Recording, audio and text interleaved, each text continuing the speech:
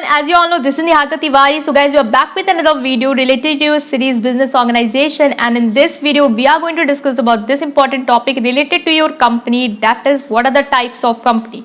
यहाँ पे कंपनीज के टाइप को डिस्कस करने वाले से पहले हम लोगों ने डिस्कस किया कि कंपनी क्या होती है, इसके फीचर्स क्या होते हैं. वो आपने नहीं देखा तो चाहे कि प्लेलिस्ट में जाकर पार्ट्स को देख सकते हैं. यहाँ पे हम समझेंगे कि कंपनी के टाइप्स कितने होते हैं, कितने टाइप्स की कंपनीज यहाँ पे एग्जिस्ट करती हैं.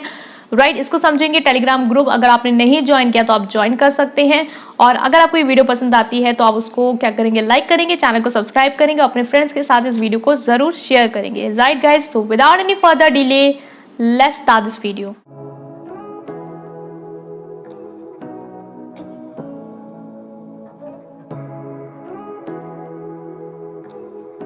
सो now guys we are going to start the types of company. सो सबसे पहले जो बेसिस आता है वो आता है on the basis of type of incorporation, मतलब किस तरीके से आपने इनकॉर्पोरेशन कराया है उसके बेसिस पे हम लोग कंपनी को दो टाइप में क्लासीफाई करते हैं. so, पहला पार्ट जो हम डिस्कस करने हैं वो है आपका स्टैट्यूटरी कंपनी.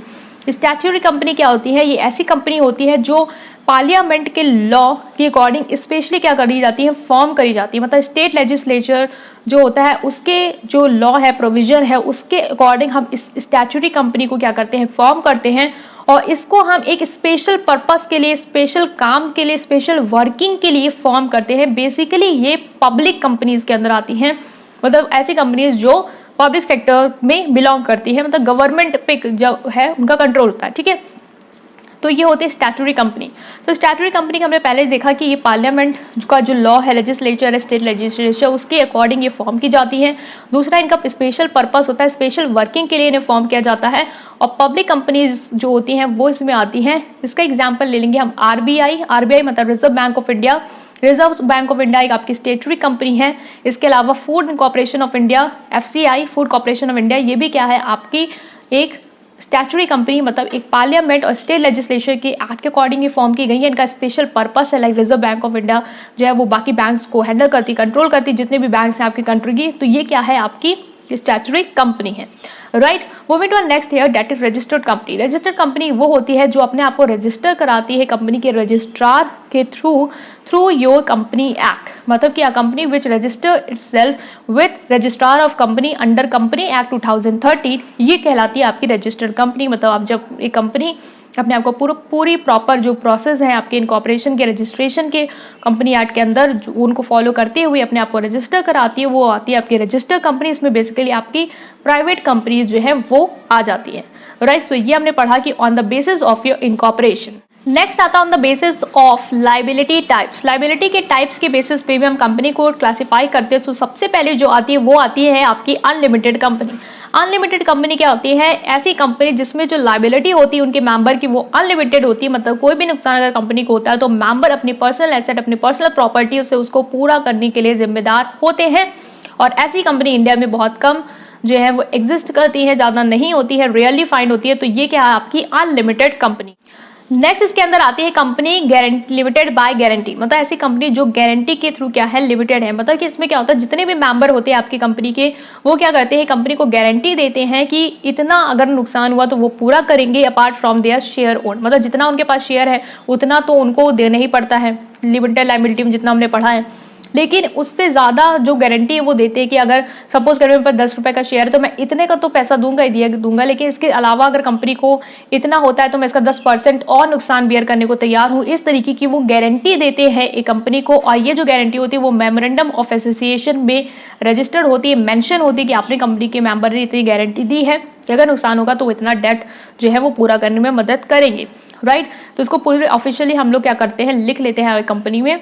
और इस ये तरह की जो कंपनी होती है वो बेसिकली नॉन प्रॉफिट ऑर्गेनाइजेशन के अंदर आती है. मतलब इनका मेन मोटिव बिजनेस का जो होता है वो प्रॉफिट अर्न करना नहीं होता है. ये बेसिकली नॉन प्रॉफिट जो भी होती है ऑर्गेनाइजेशन वो इसके अंदर, वो कंपनी इसके अंदर आ जाती है. लाइक चैरिटेबल ऑर्गेनाइजेशन हो गई, क्लब्स हो गई, ये सारी चीजें क्या आती है आपकी इसके अंदर आती है. That is company limited by guarantee.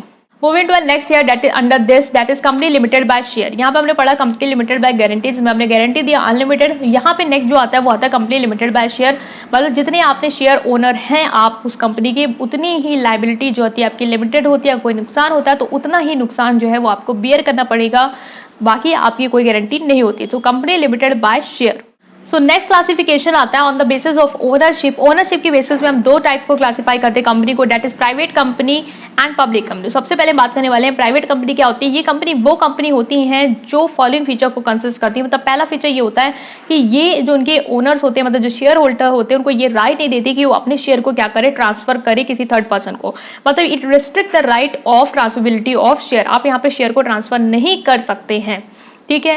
तो ये है। दूसरा यहाँ पे मेंबर्स क्या होते हैं, लिमिटेड होते हैं। मतलब मिनिमम 2 मेंबर हो सकते हैं प्राइवेट कंपनी में और मैक्सिमम 200 हो सकते हैं। अगर 200 तक मेंबर है तो आपकी प्राइवेट कंपनी कहलाएगी, लेकिन अगर आपके मेंबर ज़्यादा बढ़ गए हैं तो आपको या तो शिफ्ट करना पड़ेगा पब्लिक कंपनी में, ठीक है। तो ये हो जाएगा कि यहाँ पे मेंबर्स की भी लिमिटेशन होती है आपके प्राइवेट कंपनी में।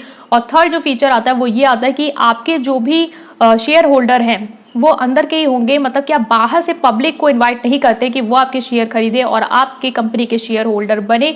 तो ये राइट भी नहीं होता है प्राइवेट कंपनी का, ठीक है। तो ये होती है आपके प्राइवेट कंपनी। पब्लिक कंपनी क्या होती है, public company are those company which are not private company. मतलब जो कंपनी प्राइवेट कंपनी नहीं है वो पब्लिक कंपनी है। मतलब जो फीचर प्राइवेट कंपनी के थे वो फीचर पब्लिक कंपनी के नहीं होते, अपोजिट होते।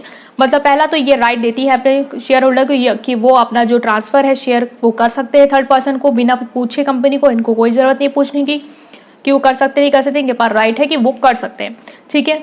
नेक्स्ट यहाँ पे आता है कि यहाँ पे मेंबर की क्या होती है, मिनिमम तो 7 होते हैं लेकिन मैक्सिमम कोई लिमिट नहीं होती है, अनलिमिटेड, राइट।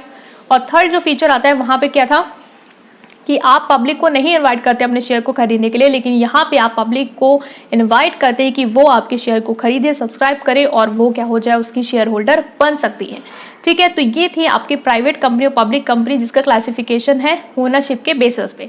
नेक्स्ट इसमें आ जाती है गवर्नमेंट कंपनी। गवर्नमेंट कंपनी मतलब ऐसी कंपनी जो गवर्नमेंट की हो, मतलब ऐसी कंपनी जिसके 51% मिनिमम या उससे ज्यादा शेयर होल्डर क्या हो, गवर्नमेंट के पास हो। पेड अप शेयर कैपिटल किसके पास हो, गवर्नमेंट के पास हो। वो सेंट्रल भी हो सकती है, स्टेट भी हो सकती है और ज्वाइंटली सेंट्रल और स्टेट गवर्नमेंट भी हो सकती है। तो ये है आपकी गवर्नमेंट कंपनी। तो यहाँ पे हमने डिस्कस किया on the basis of ownership. Moving to next जो हम क्लासिफाई करने वाले हैं वो है आपका ऑन द बेसिस ऑफ कि आप कितने एरिया में ऑपरेट करते हैं, on the basis of area of operation.